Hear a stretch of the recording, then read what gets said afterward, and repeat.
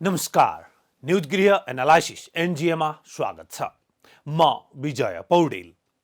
सत्ताको लागि दलहरू जे पनि गर्छन् र यसको माहिर खेलाडी वर्तमान प्रधानमन्त्री शेरबहादुर देउवा हुनुहुन्छ भन्ने फेरि एकपटक पुष्टि भएको छ। पार्टी भित्रबाट जिम्मेवार पदाधिकारी लगायतका नेताले विरोध गरिरहेका छन्। पार्टी बाहिर नागरिक स्तरमा कानुनविद सबैले विरोध गरिरहेका छन्। अदालतको नजिर यसरी हचुवाका भरमा यस्तो अध्यादेश ल्याउन मिल्दैन भनिरहेको छ। तर उहाँ यी सबै कुराको बेवास्ता गर्दै छैटौं पटक प्रधानमन्त्री बन्न ज्योतिष भविष्यवाणी पछ्याउँदै जे पनि गर्न तयार हुनुभएको छ। हुन त विगतका प्रधानमन्त्रीहरूले पनि सत्ता बचाउन यस्ता अध्यादेश ल्याउने लगायतका जे पनि हरकत गरेकै हुन्। त्यसकारण समग्रमा के भन्न सकिन्छ भने नेपालका राजनीतिक दलहरू यो हुन् वा त्यो सत्ता बाहिर हुँदा त्यही कुराको विरोध गर्छन् र सत्तामा रहँदा वा सत्तामा जान आफू त्यही हत्कण्डा अपनाउँछन्। हिपोक्रेट भन्छ नि। अब अहिले अध्यादेश राष्ट्रपति कार्यालयमा पुगेको छ र उहाँ विज्ञ परामर्शमा हुनुहुन्छ। हुन त नागरिकता विधेयकमा उहाँले संवैधानिक अधिकारभन्दा बाहिर गएर प्रमाणीकरण नगरी रोकेर राख्नु भएको छ भने अब यो अध्यादेशमा के गर्नुहुन्छ हेर्न बाँकी छ। यो वा त्यो बहानामा संविधान र कानुन मिच्ने काम सबैले गरिरहेका छन्। आजको न्यूज गृह एनालाइसिस एनजिएमा हामी यही विवादित अध्यादेशका बारेमा थप एनालाइसिस गर्दैछौँ। मुलुकी फौजदारी संहिता 2074लाई संशोधन गर्न अध्यादेश ल्याएपछि अहिले सरकारको चौतर्फी विरोध भइरहेको छ। सरकारले मंगलबार जारी गर्न उक्त अध्यादेश राष्ट्रपति समक्ष समेत पेश गरिसकेको छ। रेशम चौधरी सहित जघन्य अपराधमा जेल सजाय भोगिरहेका राजनीतिक कार्यकर्तालाई छुटाउन उक्त अध्यादेश ल्याइएको भन्दै सरकारको चौतर्फी विरोध भइरहेको हो। एमालेका दोस्रो तहका नेता तथा कार्यकर्ताले समेत विरोध गरिरहेका छन्। एमाले निकट विद्यार्थी संगठन अनिराश्यले अध्यादेश विरुद्ध मंगलबार काठमाडौँमा प्रदर्शन नै गरेको छ। सरकार नेतृत्वकर्ता दल कांग्रेसका महामन्त्रीद्वय विश्वप्रकाश शर्मा र गगन थापाले पनि विरोध गरिरहेका छन्। उनीहरू सहित कांग्रेसका नेता कार्यकर्ताले पनि विरोध जनाएका छन्। सरकारले अध्यादेशको बचाउ गर्दै मुलुकलाई आन्तरिक एकताका लागि सहज वातावरणमा सबैलाई काम गर्न दिने मनसायका साथ आजीवन कारावासको सजाय भोगिरहेका रेशम चौधरी सहितका नेता कार्यकर्तालाई रिहाई गर्ने गरी अध्यादेश ल्याएको दावी गरेको छ। यो अध्यादेशको सबैले विरोध गरेका छन्। नागरिक स्तरमा कानुन व्यवसायी कानुनविदहरू जसले जसले यसलाई बुझ्नु भएको छ उहाँहरू सबैले यो गलत हो भनेर विरोध गरिरहनु भएको छ। हो, रेशम चौधरीजीको पार्टी र उहाँका समर्थकहरूले पनि यसको समर्थन गरिरहेका छन्। सरकारको तर्क के छ भने मुलुकको राजनीतिक प्रणालीसँग असहमत रही हिंसात्मक क्रियाकलापमा संलग्न राजनीतिक दल वा समूहलाई शान्तिपूर्ण राजनीतिको मूलधारमा ल्याउने उद्देश्यका साथ अध्यादेश राष्ट्रपति समक्ष सिफारिस गरिएको हो। सरकारका प्रवक्ता सूचना तथा सञ्चार मन्त्री ज्ञानेन्द्र बहादुर कार्कीले योभन्दा अघिका सरकारले पनि यस्ता अध्यादेश जारी गरेको दावी पनि गर्न भ्याउनु भएको छ। मुलुकलाई आन्तरिक एकताका साथ सहज वातावरणमा सबैलाई काम गर्न दिने मनसायका साथ मुलुकको राजनीतिक प्रणालीसँग असहमत रही हिंसात्मक क्रियाकलापमा संलग्न राजनैतिक दल वा समूहलाई शान्तिपूर्ण राजनीतिको मूलधारमा ल्याउने उद्देश्यका साथ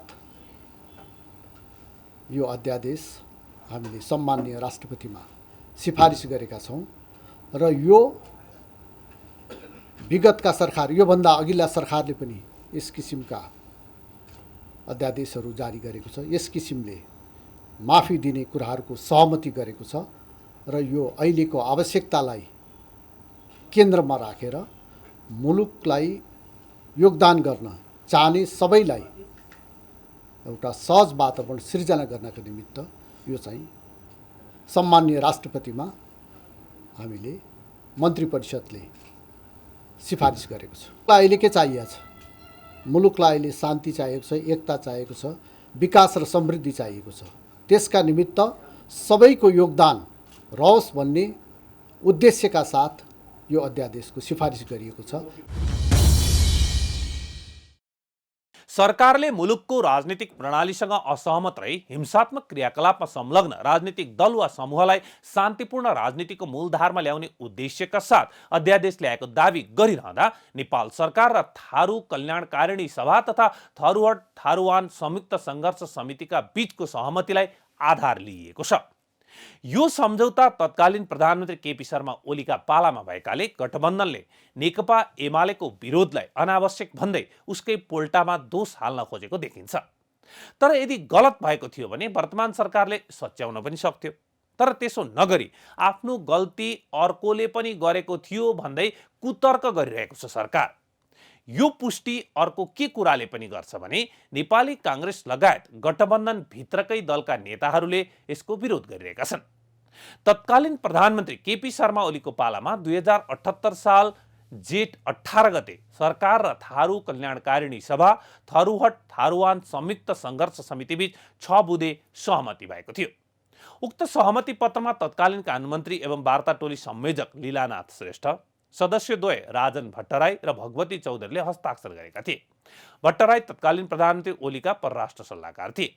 उक्त सहमति पत्रको पहिलो बुँदामा के भनिएको छ भने थरुहट र थारूवान आन्दोलनका क्रममा टिकापुरमा भएको दुःखद घटनामा आरोपित धनीराम चौधरी, रेशमलाल चौधरी र लक्ष्मण चौधरी लगायतमाथि लगाइएको सम्पूर्ण मुद्दा फिर्ता र रिहाईका लागि संविधान र कानुन सम्मत पहल गर्ने।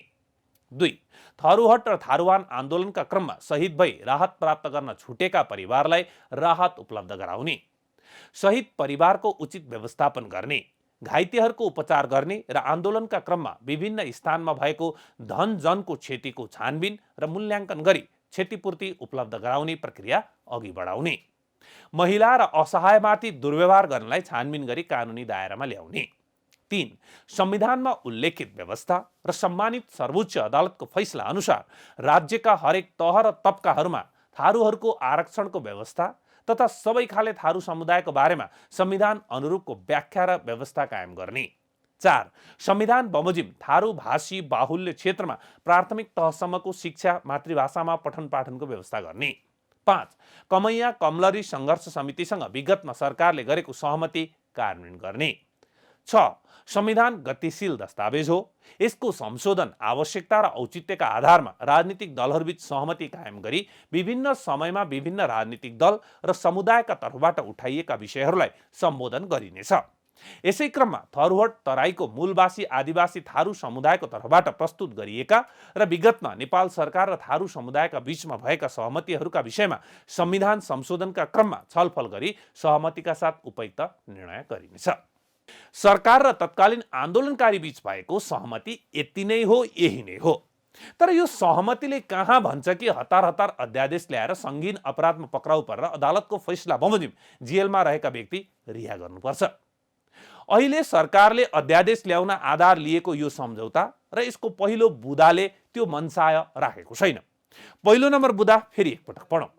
पहिलो बुँदामा के भन्छ भने थरुहट र थारूवान आन्दोलनका क्रममा टिकापुरमा भएको दुःखद घटनामा आरोपित धनीराम चौधरी, रेशमलाल चौधरी र लक्ष्मण चौधरी लगायतमाथि लगाइएको सम्पूर्ण मुद्दा फिर्ता र रिहाईका लागि संविधान र कानुन सम्मत पहल गर्ने। यो पहिलो बुँदाको अन्त्यमा रहेको शब्दावली महत्त्वपूर्ण छ। त्यो के भने मुद्दा फिर्ता र रिहाईका लागि संविधान र कानुन सम्मत पहल गर्ने। संविधान र कानुन सम्मत पहल भनेपछि अहिलेको अध्यादेश ल्याउने काम प्राविधिक दृष्टिकोणले त ठिक होला, तर नयाँ निर्वाचन भएर नयाँ संसद गठन हुन लागेका बेला त्यसलाई छलेर सरकार निर्माण गर्ने अर्थात् मात्र सत्ता स्वार्थले संविधान, विधिको शासन र न्यायालयको समेत मान मर्दन गर्दै अध्यादेश ल्याएर जघन्य अपराधका अभियुक्तलाई रिहाई गर्न खोज्नु सरासर गलत छ। यदि विगतको सरकारको त्यस्तो मनसाय थियो भने अहिलेको सरकारले त्यसलाई सच्याउनुपर्छ, न कि उसले त गरेको थियो भन्दै अर्काले गल्ती गरेको हो भनेर आफूले त्योभन्दा ठुलो गल्ती गर्न मिल्दैन। एकातिर यो अवस्था छ भने अर्कोतिर अहिले पनि यो मुद्दा अदालतमा विचाराधीन छ। अदालतमा विचाराधीन रहेको, त्यो पनि सर्वोच्च अदालतमा विचाराधीन रहेको मुद्दा सजिलै हचुवाका भरमा अमुक दललाई सत्तामा ल्याउन अथवा आफ्नो सत्ता बचाउन अथवा सत्ता समीकरण पुरा गर्नका लागि फिर्ता लिन मिल्दैन। संविधानले त्यसो भन्दैन, कानुनले त्यसो भन्दैन। त्यसकारण यो अध्यादेश सरासर गलत छ। विवादित बनेको अध्यादेश संविधान कानून तथा सर्वोच्च अदालतको नजिर बमोजिम पनि ल्याउन तथा राष्ट्रपतिले पनि जारी गर्न मिल्दैन। तर अहिले सत्तारूढ गठबन्धनका नेताहरू यो वा त्यो बहानामा यसको समर्थन गर्दै औचित्य पुष्टि गर्ने प्रयास गरिरहेका छन्। जबकि संसद छलेर यसरी ल्याइने अध्यादेशको अहिलेका सत्ता गठबन्धनका शीर्ष नेताहरू नै विगतमा चर्को विरोध गर्थे।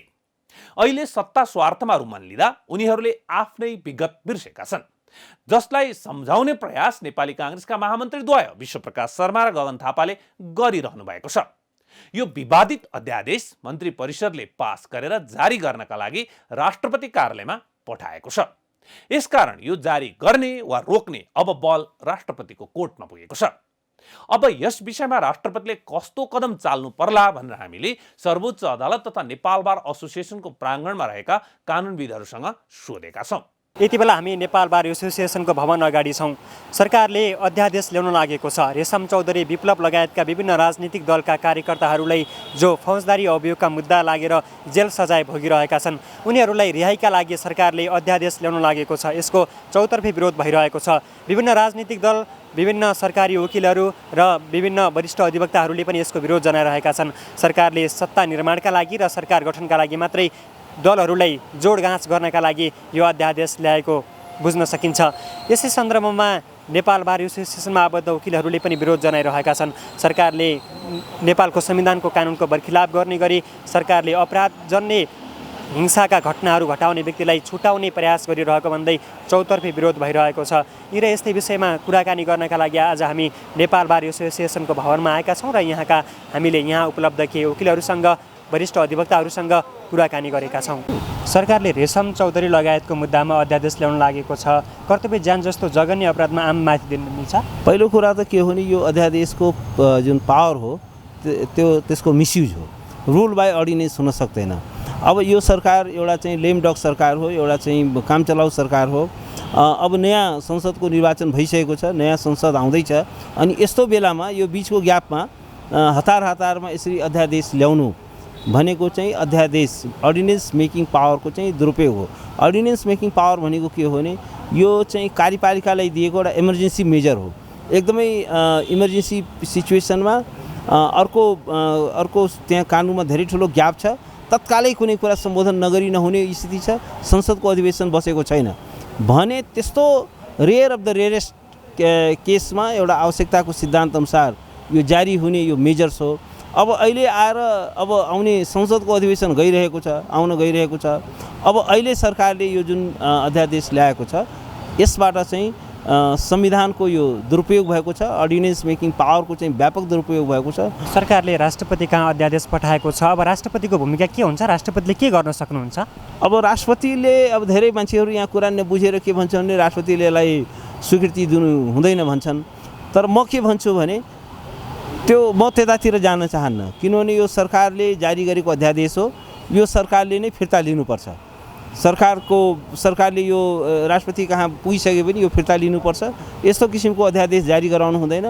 र राष्ट्रपति यो त कस्तो छ भने राष्ट्रपतिले यसलाई स्वीकृति नदिनु, त्यो कुरा चाहिँ हामीले गर्नु भनेको remedy should not be worse than disease, अर्थात् समस्याको रोगको निदान, रोगको चाहिँ समाधान चाहिँ रोगभन्दा पनि खतरनाक हुनु हुँदैन। राष्ट्रपति चाहिँ कार्यपालिकीय राष्ट्रपतिको हामीले परिकल्पना गरेका छैनौँ। सरकारले कानुनमा भएको व्यवस्थाले नै लत्याउने गरी सरकार प्रस्तुत हुँदैछ। मुलुकी अपराध कार्यविधि संहिताको दफा 116 भएको व्यवस्थालाई मैले फेरि निवेदन गर्न चाहन्छु। क्रूर अमानवीय हत्या, लागू पदार्थ दुर्व्यसनको मुद्दा, सम्पत्ति शुद्धिकरणका मुद्दाहरू लगायतका मुद्दाहरू सरकारले फिर्ता लिन नसक्ने गरी कानुनमा व्यवस्था गरेको छ। अब त्यसलाई नै दफा 116लाई नै मुलुकी कार्यविधि अपराध संहिताको दफा 116लाई संशोधन हुने गरी सरकारले अहिले अध्यादेश ल्याउँदैछ। त्यो पूर्व सन्देहमा छ, त्यो त राम्रो कुरा होइन। कानुनको शासनमा यी कुराहरू हुनु हुँदैन, पहिलो कुरा। दोस्रो कुरो, संविधानको धारा 114ले पनि प्रष्ट व्यवस्था गरेको छ। अध्यादेश के को लागि ल्याउने भन्दाखेरि मुलुकमा तत्काल के गर्न पर्यो, अति आवश्यक पर्यो, नगरी नहुने भयो भने संसद नचलेको अवस्थामा पनि अध्यादेश ल्याउन सक्ने गरी व्यवस्था छ। तर अहिले यो पहिलो कुरा त यो कामचलाउ सरकार हो। कामचलाउ सरकारले अध्यादेश ल्याउनै सक्दैन। कामचलाउ हैसियतका सरकारले चुनाव गराउने हो, चुनाव गराएको छ, र शान्ति सुव्यवस्था कायम गर्ने हो। त्यति नै काम हो।